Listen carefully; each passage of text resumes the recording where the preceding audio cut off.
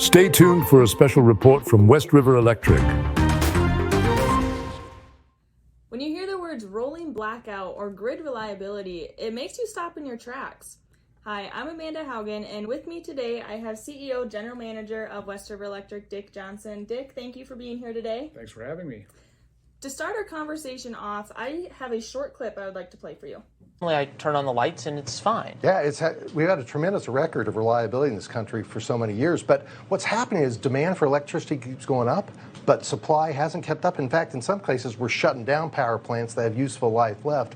That's not good when you have that combination. And so we need to make sure we maintain the reliability of the grid and not dig a hole even deeper in terms of shutting down more power plants. Okay, so Dick, after watching our National Trade Organization CEO, Jim Matheson, what first comes to mind? Oh, he's spot on. This grid reliability, long-term reliability really keeps me up at night.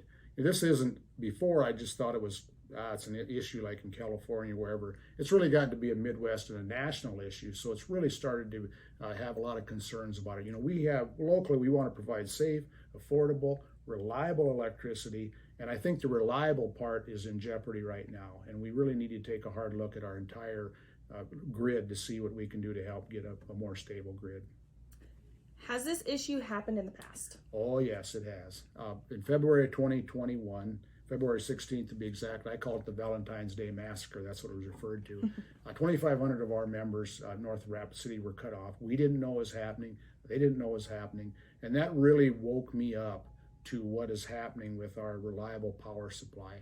You know, like I said, we've never had to deal with that on a local level. We've spent 85 years trying to provide a reliable electric source, and that just pulled the rug out from underneath of us right then and there. So yes, it's happened, and it's a grave concern moving forward.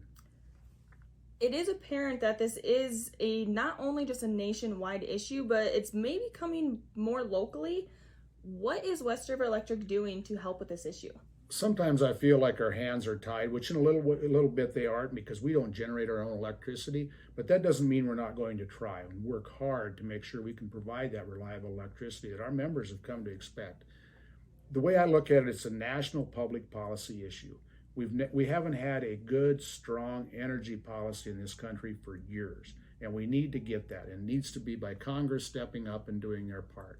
So in the meantime, we're working as a grassroots effort to make sure that we can get to our legislators and policymakers to make sure they understand where we stand.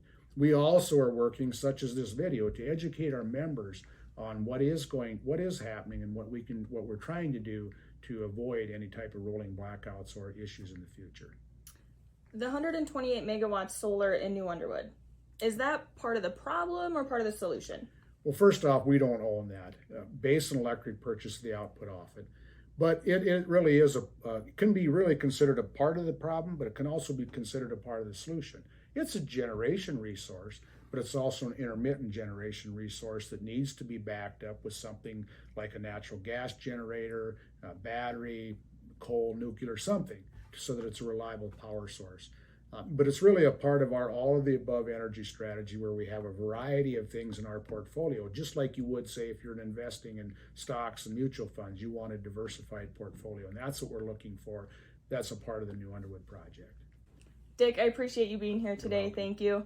A quick recap of what we heard from CEO Dick Johnson is, although your co-op's hands are somewhat tied, they are doing everything in their power to serve the membership and educate you like we did today. Be on the lookout for part 2 of this series. Until then, stay safe.